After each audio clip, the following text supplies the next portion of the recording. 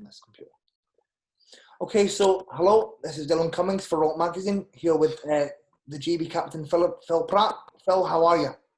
I'm good, mate. Surviving during the coronavirus, so I'm good. Nice, that's good, mate. Right, to crack on with it, the first question I've got for you is how do you feel about the situation, and why do you feel that certain way? I'm saddened. I think that's the word for me. Shock, but saddened that so many people are being affected by this issue, by whether it's a power trip, whether it's I don't know, but this classification issue is saddening to see all of these incredible athletes being told that they can't compete in a sport that they've worked so hard towards, like years and years of training, almost like to be for nothing. It's saddening, yeah.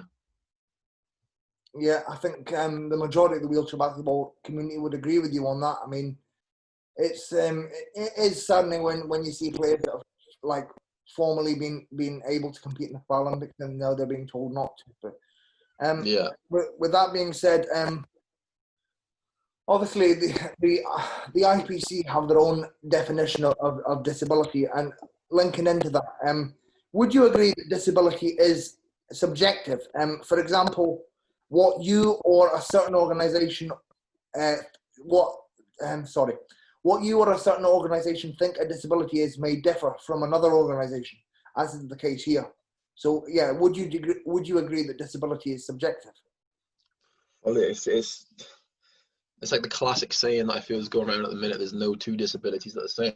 Like I saw Terry Bywater's video the other day, which was really powerful and had a lot of very powerful. But it's just so spot on what he was saying. Like he could be a below the knee amputee, but it doesn't mean that his issues and his problems that he's continually battling every day, whether that's in terms of having a swollen leg that day and he can't put his leg on, isn't going to be the same for every below the knee amputee.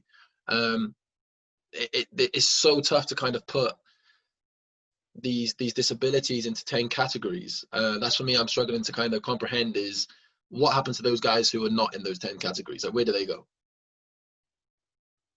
Yeah, and it's interesting that you say that, because I actually wanted to ask you this. I was going to ask this later on in the interview, but since you've mentioned it, I'll bring it up now. Is that let me find the question here.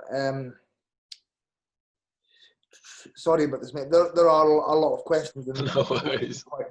They're quite long. So, yeah, you could argue that disability should not be split into 10 subjective categories.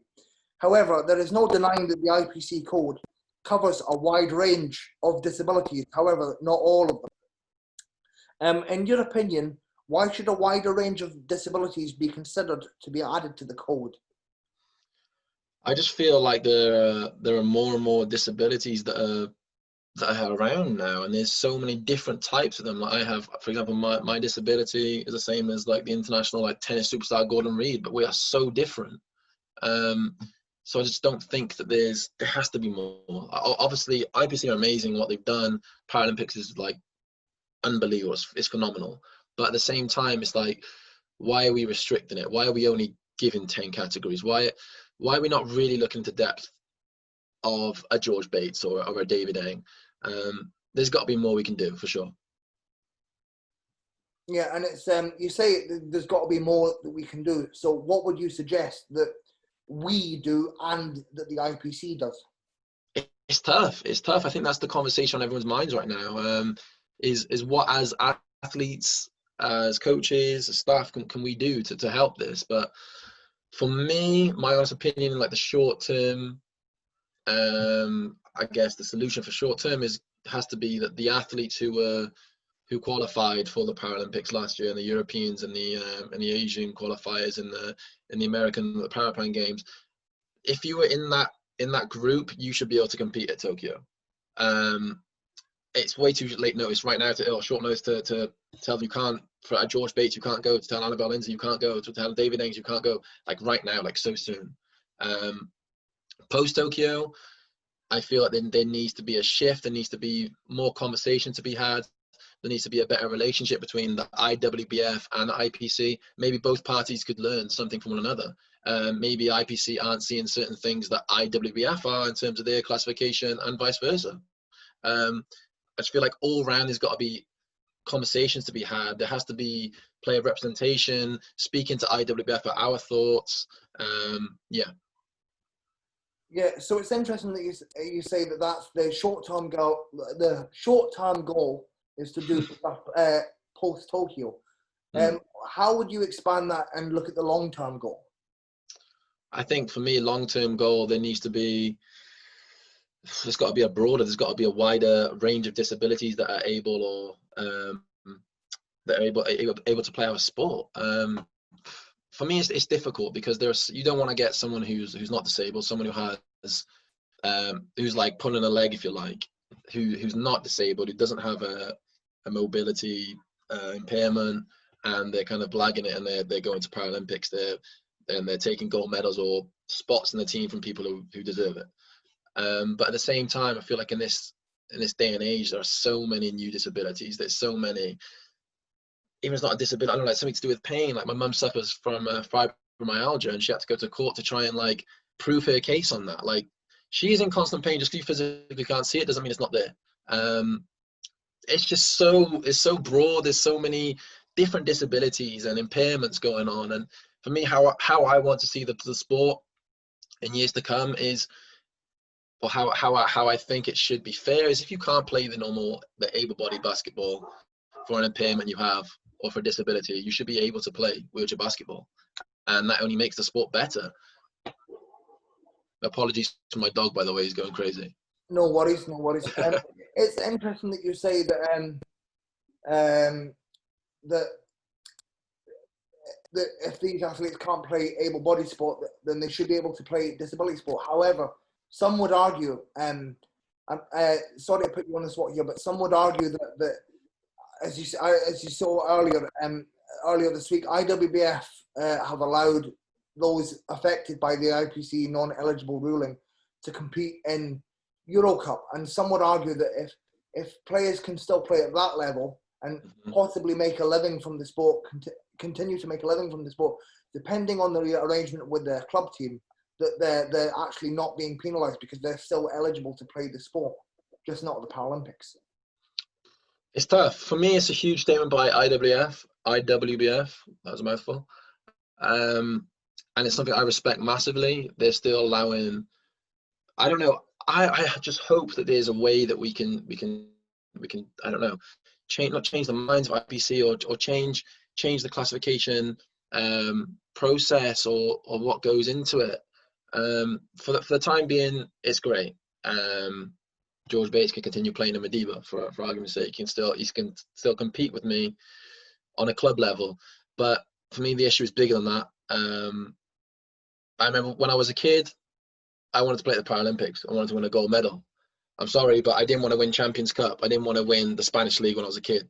When I grew up, I was watching John Pollock, I was watching Pat Anderson, I was watching Paul Schulte and Sean Norris, all these phenomenal players at the Paralympics. Like, that was my goal.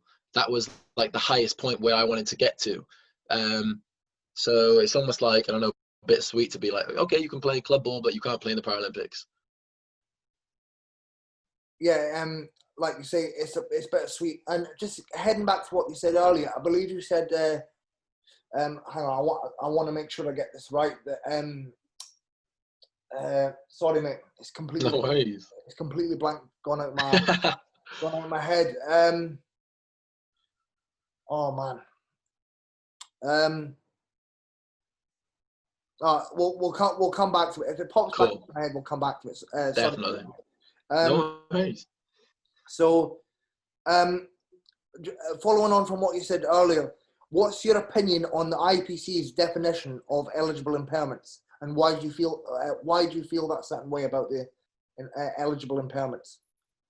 Well, they've obviously had this process in place for a long time, and for a lot of sports, it's great. What I disagree with is that, or what I think are there a lot of disabilities, a lot of cases of athletes who should be in that, but they're being told they're not. And this conversation we're having today is all about revolved around wheelchair basketball, and for me, more specifically, George Bates being my best mate. But at the same time, this has been happening in lots of sports. Alfie Hewitt is like absolute superstar wheelchair tennis. been told, I think Tokyo's going to be his last Paralympics, so I'm not even sure whether he competed there. Excuse my ignorance on that. But like, this is happening with a lot of athletes. And for me, my issue is, where do these people go? Like, I don't know, say there's the new Alfie Hewitt, a kid who's coming through, falls in love with wheelchair tennis, the new Annabelle Lindsay, who's fallen in love with wheelchair basketball, and she's not able-bodied, she has an impairment for whatever reason that is, or whatever disability she has. Like, where do they go? Are these people gonna like not want to try and play wheelchair basketball, or not want to play wheelchair tennis because they're worried? They've seen a story of, oh my God, you see before where that guy was contemplating having his leg amputated because his disability wasn't disabled enough. Like, it's such a step back, and it's such a shame that could actually be a reality right now. Our sport, for me, disabled sport, Paralympic sport, is so far behind where it should be. I don't think it gets anywhere near as much credit or praise as it should do. But I feel like this is such a huge step back, and we are like stopping these world-class athletes who have impairments or disabilities from playing. Yeah, and I think that well, one thing we can both agree on and say is that any day that a kid is turned down from the sport is a sad day for the sport, be that at any level. Following on from that, so the IPC classification code has been widely agreed upon by over 200 Paralympic sports, both for the summer and winter Paralympics. They've been agreed on by 200 Paralympic governing bodies. Why do you think the code has been so universally agreed upon? I don't know. I don't have an answer for that, other than, as athletes, I don't remember being part of that discussion in terms of our sport. I don't. So I don't know. I don't have an answer for that. Okay. So I remembered what I was going to ask you earlier. So earlier you said that the short-term goal was to make changes post-Tokyo, and that this, if it needs to come into a play, if this code needs to come into effect, it should be in place post-Tokyo. However, the code was initially agreed upon in 2015, and I believe it was initially intended to come into effect post-Rio. So obviously, I think we're well aware by now that IWBF and IPC have had discussions back and forth, and IWBF have tried to defend their classification philosophy of you know what it is, the minimal disability, that sort of stuff. So but I wanted to ask you, obviously, in your public statement that you released, I wanted to ask you publicly have defended IWBF's decision on that, and so have many others. But what's your opinion on the whole communication of this, both from the IWBF and the IPC? What's your opinion on the way they've communicated this? So I think it's been dealt with awfully. The communication on both parties, the communication to players, obviously having more information and knowledge from George's side of things. Like, he had no idea what was going on. I think the last 6 or 7 months, he said literally had no idea. He's just waiting for a phone call or an email to say whether he's in or not. And then he'll get a bit of information saying, we need a bit more information from you. And he's okay, gives that, chasing up. Like, there's just no communication. And that's obviously to do with IWBF and IBC. Like, don't get me wrong, I think, like I said in my video the other day, I think that IWBF could have dealt with this thing a whole bunch better. Like, they could have done this a lot better. But I stay firm on my point that they're trying to protect our sport. They know that having the likes of George Bates and David Engs and those guys here and the Chems and these guys is attracting people to watch our sport. I feel like they were just trying to protect our sport and keep it in a good spot. They knew that if they kind of went with this classification process or categories that IPC have kind of said that we have to abide by, that we would lose a bunch of athletes for the wrong reasons. Like, these aren't athletes they knew they were going to lose because they're not disabled or have impairments. Like, they know they do. They just don't fit into IPC's specific category of an impairment or disability. And it's I think you're upon agreement that, like you say, the IWBF, most people would agree that have tried to protect their philosophy, and I think that's why they've tried to engage in conversation with the IPC Yeah. behind closed doors before this came to light. And I just want to obviously briefly mention the video that you made, which got quite a lot of attention. Now, obviously, people have been speaking out all over the globe, but until you release your video, it was mainly through text. Yeah. Now, obviously, I think it resonates with people more when they hear someone's voice speak out. So what encouraged you to make that video and not just write a post like everyone else? I was having a chat with Steve Serry the other day, someone who I idolized growing up, like without a shadow of a doubt. It was, for me growing up, it was obviously Pat Anderson, come on. But then for me as a three, and like in the mid category, I was always watching Paul Schulte, and then obviously Sean Norris, who just blew everyone out the water for a while, and then Steve Serry, and for me, it just literally feels like yesterday I was in Beijing watching Steve Serio, watching Sean Norris, and then now I'm in the same kind of, not conversation, I'm in the same kind of pictures as these guys, and I have a voice that could potentially change or mold the future of our sport for the better. And I felt like if I didn't say something, I'd be doing injustice to myself and to our sport. This is something bigger than me. This is something bigger than GB winning a gold medal at the Paralympics. This is something bigger than just George Bates. This is something bigger than just Alfie Hewitt. Like, this is, as a collective for Paralympic sport, this is such a huge moment. And I felt like if I didn't say something, then I'd be stupid, basically. Like, why not use your voice? I think the worst thing you can do in these situations is remain silent and not say anything. Nothing changes. Nothing beneficial comes from that whatsoever. I don't want to compare this at all to like the Black Lives Matter movement or anything, but it was only for the kind of people speaking up and saying what they thought about this until people start to take notice. So to get such a good kind of response from that video, and then to see the likes of other athletes now coming together, speaking their minds, like pushing this issue further, like it literally gives me like goosebumps. It's crazy.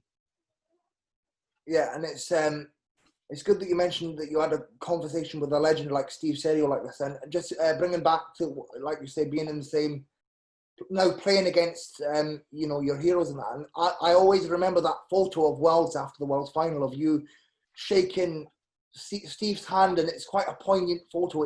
It always reminds me of the quote, "Work hard till your idols become your rivals." You know what I mean? So anyway, just following on from that, are you able to elaborate on that conversation of what you and Steve had to say to each other?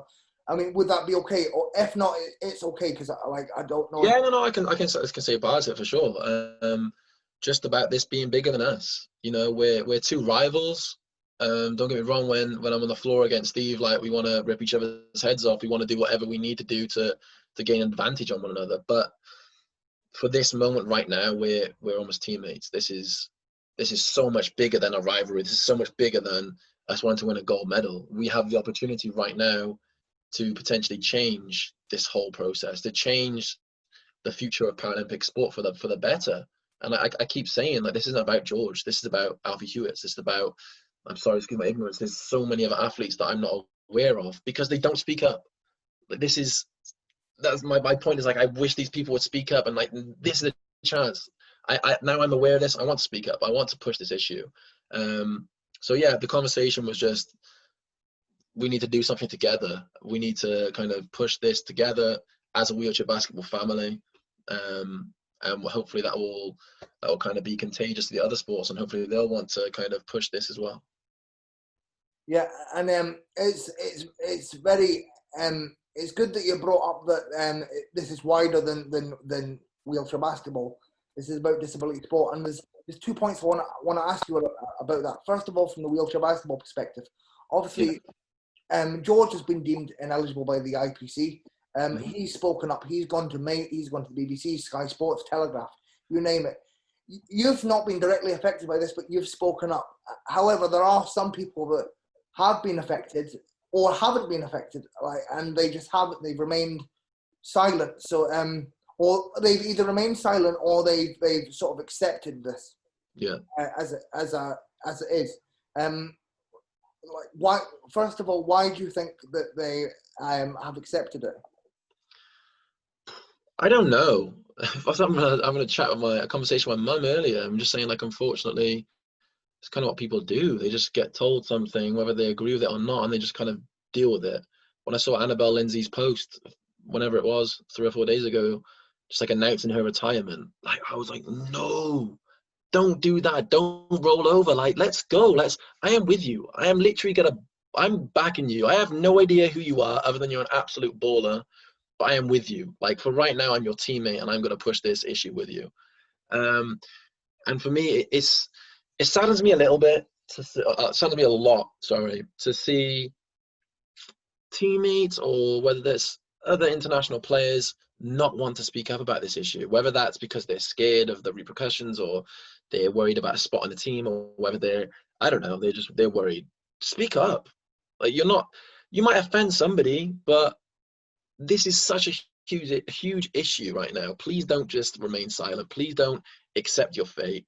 Let's like fight this.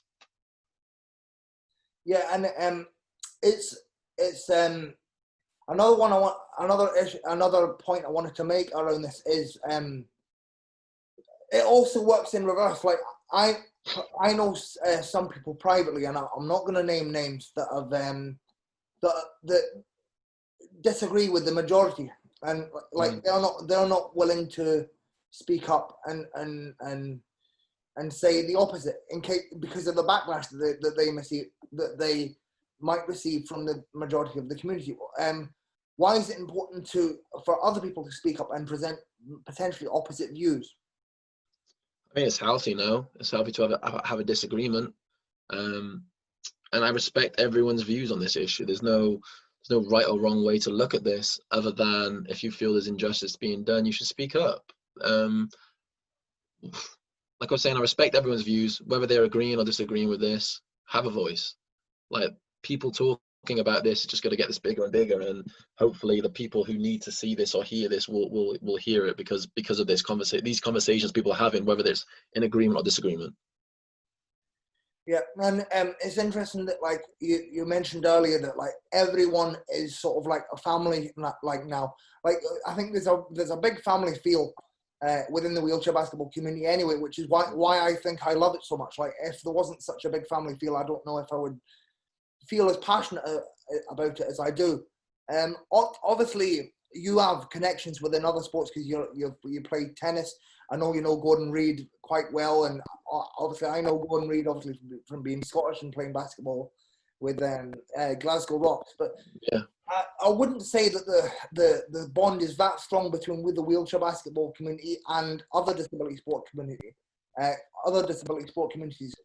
Could you just explain why it's important for every disability sport to sort of get on board and speak up however they feel, whether they're in agreement or disagreement?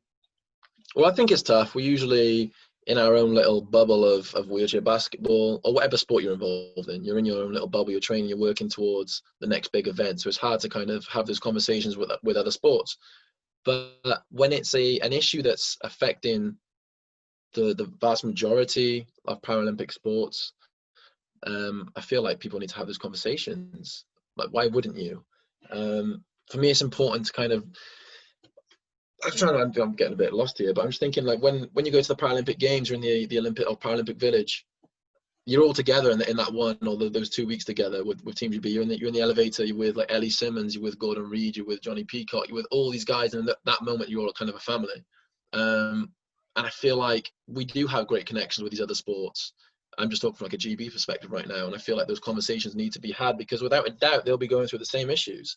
I just feel like wheelchair basketball is going through this process a lot later than other sports, so we're kind of witnessing firsthand of what it's like now. But for sure, those conversations need to be had. Those relationships need to be, I don't know, we need to have better relationships with these guys. Yeah, and just following on with that, obviously, like pre-lockdown, it's well known that the GB men and women both train at the EIS, which is a multi-sport venue. I know table tennis are there. I know boxing are there. Excuse my ignorance. I'm not too sure of the other disability sports that are there. But yeah. How have you tried to reach out to that EIS community? Because I know you're fairly a part of that. So if you just elaborate on that. Well, I just like speaking to different people anyway, to successful people. I'm speaking to Richard Whitehead, like one of the best sprinters ever from GB, and it's crazy how many similar issues or problems they kind of go through as well. It's so similar to what we're going through right now. It's crazy. Even like you're reading like an MBA book on, I was reading one of Ray Allen a few years ago, and the issues they have within their teams, within their organizations, is so similar to what we're kind of going through. Obviously with that classification process right now, but yeah, for sure, like the classification issue is broader. It's not just within our sport. Yeah, and just bringing it back to the IPC classification code. Again, we went on a bit of a tangent there, but I thought it was necessary because you've got some very good views on the subject. So, right, excuse me, this is quite a long-winded question. So, there is no denying that certain health conditions can lead to serious physical impairment. An example I'll give is George Bates. Again, this isn't just about George Bates, but he's the specific example I'll give. So, again, this is to my knowledge. So, George Bates has muscle wastage in his left leg, which is caused by CPRS.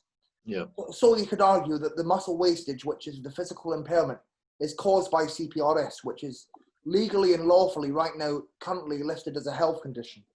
Yeah. With that being said, however, like other health conditions may not affect people in the way it affects, say, for example, George.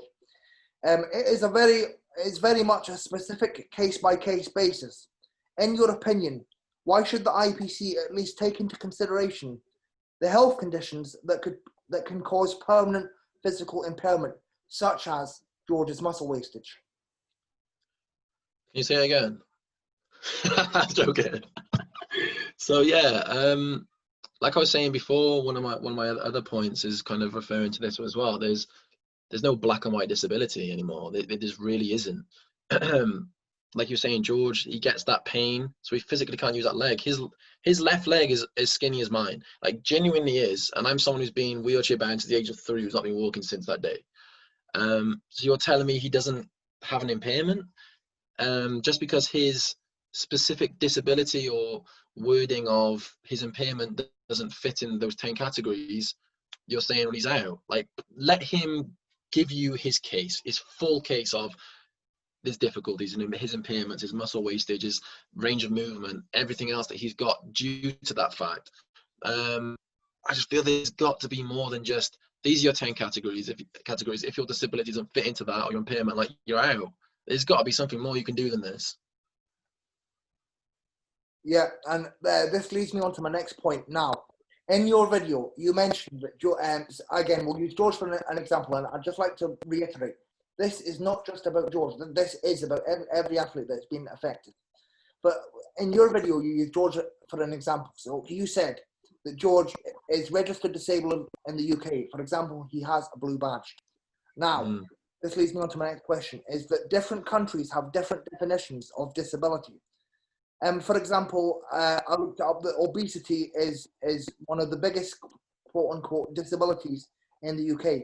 So somebody that would argue against your point is that, like, where do you draw the line on disability? So, like I said, every country has different definitions of disability. So some would argue that if you're going by that argument, that obese people could potentially compete in the Paralympics, but then they could get fit and then no longer be obese and then no longer register as disabled. So what are your thoughts on that argument that goes just your last line, what you said, spot on. If you're able to train, if you're obese, you're able to train, you're able to get fit, you're able to compete in the Olympics. Can Annabelle Lindsay, if she trains her butt off every day doing leg exercises or whatever it is, can she compete in the Olympics? Hell no, she can't, because her impairment doesn't allow her to. For me, surely that's what it's got to come down to. Can George can't work his left leg. He physically can't because of the pain he's constantly in. Can David Ain compete in the Olympics? No, he can't. So for me, it's so difficult. Don't get me wrong. There's no black and white. I'm not like an expert or a doctor or anything on any of this. I'm not a classifier. But at the same time, it's like, if you have an impairment which stops you from playing able-bodied sport, why should you not be able to play Paralympic sport or Olympic wheelchair sport? I don't get it. Yeah, that's a very good point you make there, Phil. Now, another argument I want to bring up is that right, I'm going to be very careful with my wording here, because I don't want to use the word discrimination lightly. However, there is an argument going around the wheelchair basketball community that and the statement is, we are all equal when we sit in a chair. However, this may not apply to people that are registered blind or someone with a specific upper limb impairment, because under IWBF rules, as of right now, blind people who are solely blind, or people who solely have an upper limb impairment, are not classifiable under IWBF rules. Some would say this is a form of discrimination. What would you say in response to this? That is a tough question. I was literally thinking of this a few hours ago. So someone like George, who has a lower limb impairment, isn't able to play our sport, or should be able to. But then the same token, I guess if your lower legs are fine, you're missing an arm for argument's sake, you still can't get classified for wheelchair basketball, but you can be classified for other Paralympic sports. The part of discrimination is tough, like you're saying. You need to use that word like correctly. I don't know if there's discrimination going in, but the thing that I struggle to understand is, like, why are we taking opportunities away from these people? I'm, like I was saying before, I'm not an expert on classification, or I don't know the pros and cons of it all, but at the same time, it's like there's so many uncertainties, there's so many questions I have, like how can someone with full lower body usage but with one arm compete in a certain Paralympic sport but not the other? Like this, I don't know, it's so much uncertainties, and I feel like we're suffering because of that. It's tough. It's a tough question. I answered that terribly. Yeah, well, I don't mean to put you on the spot, but I feel as if I need to ask you this. So, yeah. Obviously, we don't want to look too far ahead, but if, for example, we somehow get past this issue that's going on right now, would you campaign for IWBF to look at their classification system and potentially come up with a classification for either blind people or people with visual impairment or people solely with an upper limb impairment? Yeah, why not? Like, we don't call it lower limb disability basketball, or we don't. It's wheelchair basketball. Once you're in the chair, you're in the chair. You have no benefits, whether you can jump in your normal life or whether you're paralyzed. Like, you're in the chair, you're strapped in. So why not? But then I guess that runs the risk or the argument of, what's the point of them changing their rules if it's going to be different with the IPC? Because the IPC have got a different classification process that they're going through. So why would IWF change their rules when it's going to be a different thing for the IPC again? Yeah, and this brings me on to my next question. Now, this is quite a controversial question. But I don't know if you were able to see my interview with Joey a couple of days ago. Now, I don't think Joey would mind me saying this, because me and Joey are quite good friends, and he's helped us out a lot with this. But Joey had, I'd say, quite a controversial, some would say it's quite a controversial opinion. He believes wheelchair basketball should be all-inclusive to the highest level. However, if this is the case, so say, for example, wheelchair basketball becomes all-inclusive to the Paralympic level, for example, we let able-bodied people play in the Paralympics, then it would lose its status as a Paralympic sport. And obviously, as you know, a lot of nations that go to the Paralympics primarily get their funding because they are Paralympic sports. So how would you feel if, like Joey said, we opened up the Paralympics to able-bodied players? We would lose our Paralympic status as a sport, and the sport would potentially lose funding. Well, the sport would lose funding. How would you feel about this?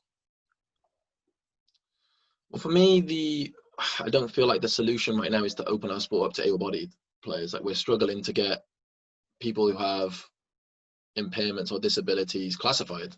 That's got to be our first and foremost. That's what we should be fighting for right now. But going back to my point from before, if that was the case, that able-bodied players could play wheelchair basketball at a competitive level internationally, then I don't see there being much of an advantage anyway, because once you're in a wheelchair, you're strapped in. It could potentially take our sports to higher heights and like a new level, I guess. But at the same token, I don't want that to be like an issue or something that people are talking about right now. I feel like we should all be talking about getting this classification process and these categories adapted or reevaluated or whatever it is. And then maybe in years to come speak about whether able-bodied players can participate internationally as well. Yeah, and this leads me on to my next question is, say for example, if we, well, obviously you don't quite agree with, well, you don't agree with Joey's philosophy, but if we were to abide by, say for example, Joey's philosophy, and obviously wheelchair basketball would potentially be kicked out of the Paralympic Games. Now, some would argue that obviously wheelchair basketball is like the biggest team sport in the Paralympic Games, so Paralympic Games would lose a lot if they lost wheelchair basketball.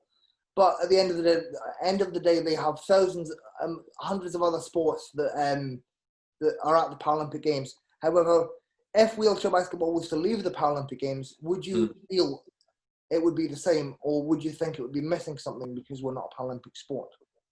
For sure, I think for both parties it would be a huge loss. I hope that is never the case, because like I was saying in one of the first questions before, when I was a kid and I started watching wheelchair basketball, it was the Paralympics.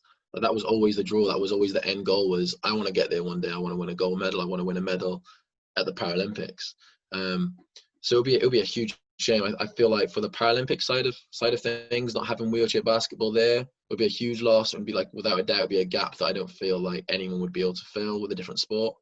I just hope that is never the case. I feel like wheelchair basketball is developing at such a fast rate, and the quality of the games is getting unbelievable right now. The fact that people are pulling up like just over the half court, like Jake Williams and Terry Bywaters are shooting like Steph Curry and Klay Thompson and these guys, and it's getting to such an amazing level that people are kind of seeing us now as a sport. We're not really seeing us as a disability sport, and for me that's amazing. That's absolutely amazing. So I hope that it's never a case that we're no longer in the Paralympics, or that they decide they don't want us there anymore. It would be a real shame. But I also hope in the same sentence that we don't take a huge step back. I feel like people are drawn to watching wheelchair basketball right now as a sport, not as a disability sport. Like, oh, the Paralympics is on, let's watch wheelchair basketball. Like, people are wanting to watch our games in like a day-to-day life, which is great. Let's not take that away. Let's not go back. Yeah, and I suppose this really leads me on to my final question. So, if you had the chance to speak to the head of the IPC face to face, what would you say to them, and how would you put forward an argument to potentially get them to consider changing their classification code?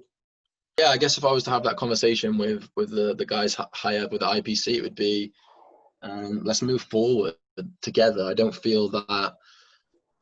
want them to think that IWF or wheelchair basketball are against what they're doing. Like, the Paralympics is amazing. What they've done is such a short amount of time. It feels like yesterday almost. It was at Stoke Mandeville, and it wasn't part of the Olympics. Like, it's huge. The Paralympics is huge. It's getting bigger and bigger and bigger. Like, it feels like yesterday when we were in I was out in Rio for my first ever Paralympics, and you're going through into the village and people are like recognizing who you are, and that is because of the Paralympics. It's phenomenal. But what I would say is that, please, can you reevaluate? Please, can you relook at this whole system that we have in place for classification, because the world's changing so annoying. Ding ding. Can I start again? That was George's bloody messaging me. Ding ding. I'll start again. Nobody, you can start again. Sorry, mate. So yeah, if I was to have that conversation with the guys high up at the IPC, it would be that let's move forward together. Wheelchair basketball is getting to such a phenomenal, unbelievable level right now, and so is Paralympic sports. Let's not take a huge step back. Let's reevaluate this classification process they have in place. Let's not restrict it, or let's not kick people out of the sport who should be able to play it. But I think the main message would be, let's move forward together. I don't want them to feel like we're against them or they're against us. I want to be at the Paralympics. All kids in wheelchairs who want to play sport one day want to be at the Paralympics. There's been some stuff going around saying about potential post-Tokyo wheelchair basketball won't be at the Paralympics. That's such a shame. Let's work together. Let's find a solution to benefit everybody and to hopefully make a change for the better for Paralympic sport, not just wheelchair basketball. Let's help the likes of Alfie Hewitts and those guys out. Yeah, and I'm gonna push you a little bit on that. So you said that you want to work together and push forward together, and sort of come to a solution. Now, going back to what I said earlier, I think it's fairly evident that the IWBF have tried to come to a solution, and obviously as you know, the IPC put their foot down, and this situation became public. So. Are you able to elaborate more on how you would move forward and how would you present that solution? I just feel like both parties, in terms of IWBF and IPC, can learn from each other. I don't know why we don't. I don't know if we're too stubborn to, or I don't understand the reason behind it. But IWBF have had such a good classification process in place for so many years, and IPC do as well. Well, from right now, I'm struggling to understand it, but without a doubt, they could both learn from each other. Those conversations need to be had, but I feel like both parties can learn and kind of evolve from having that conversation.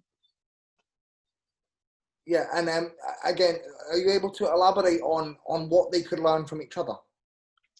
Just in terms of what they define a disability or an impairment. Why are we restricting someone who has a blatant impairment or mobility issue from playing Paralympic sport? Why? And maybe IWF can come forward and say, well, how we see it is X, Y, Z, and then vice versa. Yeah. Again, mate, sorry to put you in a tough position, but like you say, you said how IWBF say X, Y, Z, and the IPC say X, Y, Z.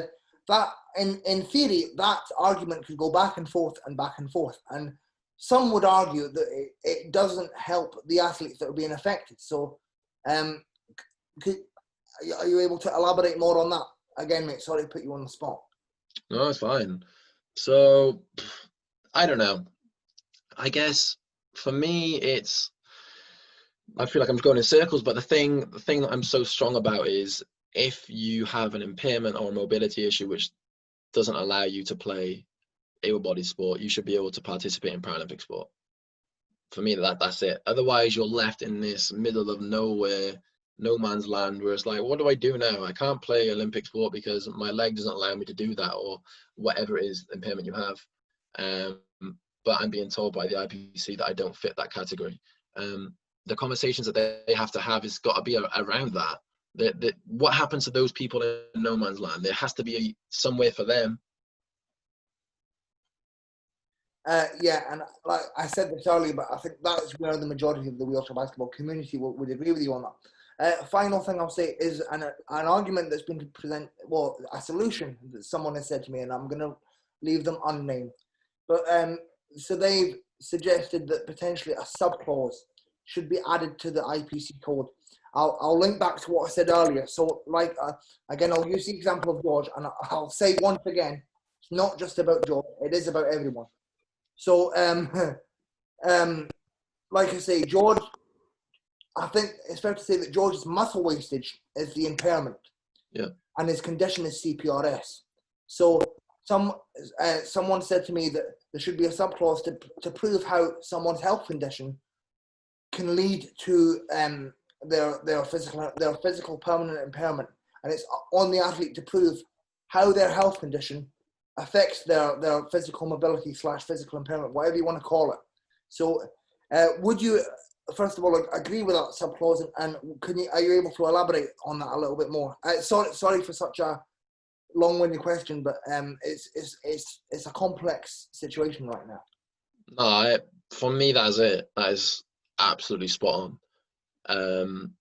I feel like Annabelle Lindsay, for example, whatever her condition is or her whatever she's living with, whether it's pain, whatever it is, she should be able to go to the IPC and say, okay, this might not fit into your category. However, because I have this, I now have blah, blah, blah. I have muscle wasted, I have range of movement, well, whatever it is, they should be able to give that. I feel like right now it's a case of if you don't have an official disability in terms of what they class disability, it's like you're not in it anymore. You're not able to participate. But like you said, for me, that statement was spot on. But that's what the athlete should be able to like have a case and give it to IPC.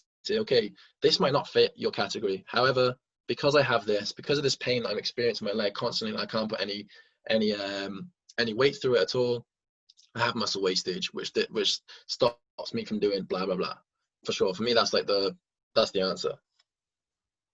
Yeah, and I did initially want to end on that point. However, I feel that this other point should also be mentioned. So, like for example, within the case of Annabelle Lindsay, she's already been through an able-bodied sporting career-ending injury. That was devastating within itself. And I remember actually interviewing Annabelle for another publication right when she near enough when she first started playing. And I remember how excited she was to play wheelchair basketball, and another outlet has been presented to her. Now for her to go through, to be told that her Paralympic dreams are over, it's another crushing thing for her to deal with. And I'll bring up another point. So one of the other Australian girls that messaged me today, her interview coming up soon, Tisha Shadwell from Australia. She also has CPRS, complex regional pain syndrome, which affects her feet. And she described that when she suffered her able-bodied career-ending injury, that she found it hard to get motivated, and that wheelchair basketball provided a quote-unquote lifeline. And I think that that's something that me and you can relate to, because I know I wouldn't be where I am today without wheelchair basketball. Like, wheelchair basketball is my lifeline, as I'm sure it is yours. Mm-hmm. So obviously, sorry to be so long-winded, but I feel that it's necessary to get the point across. Obviously, being told your able-bodied sporting career is over, then to be told you're non-eligible from disability sport, from wheelchair basketball, it is crushing and heartbreaking for athletes. And obviously, this is bound to affect their mental health.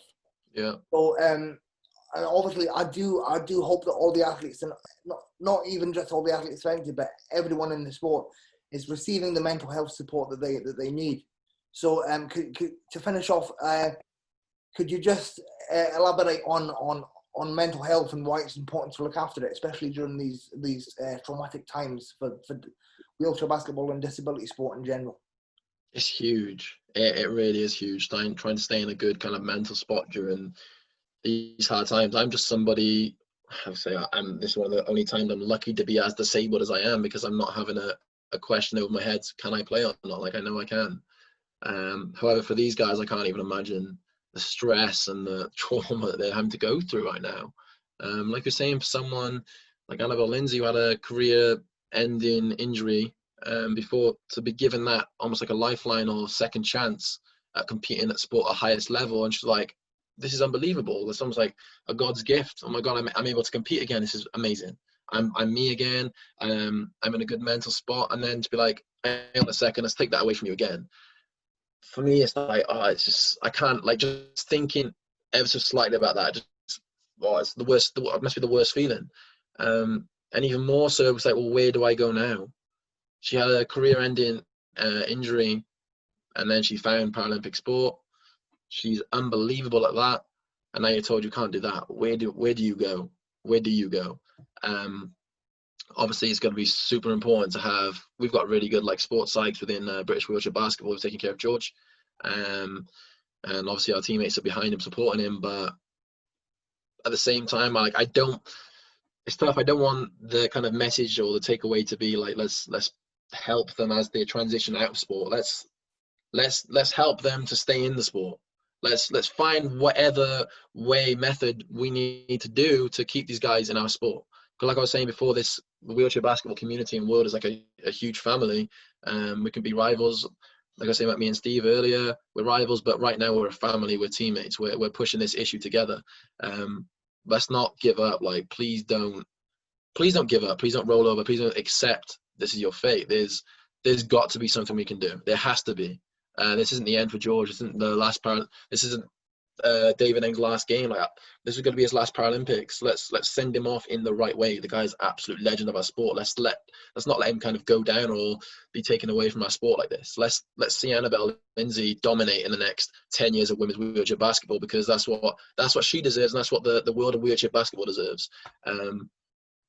I just hope these guys stay positive and keep fighting this cause, because the whole of the wheelchair basketball world is behind them. Yeah, and with that being said, I'd like to once again thank you for coming on today. Is there anything you'd like to say that we haven't touched on, or any final thoughts? Thanks for having me, obviously, and let's try and stay positive during this time. I think there's a lot of kind of negativity, rightfully so, but let's try and stay positive and optimistic during these tough times, because obviously with the COVID and then this is not the best of years, but this isn't the end of this. This isn't the end of this. Let's keep fighting this case. Yeah. All right. With that being said, Phil, thank you very much once again. And I've said this countless times, but any athlete, any former athlete, any athlete / former athlete, coach, former coach, who want a platform to speak about this, please just message me, and I will provide a platform for you. So yeah, it's as simple as that. Please just message me if you'd like to speak about this. Phil, once again, thank you very much, and thank you, mate. I hope to see you very soon. Yeah, me too. Take care, Dylan.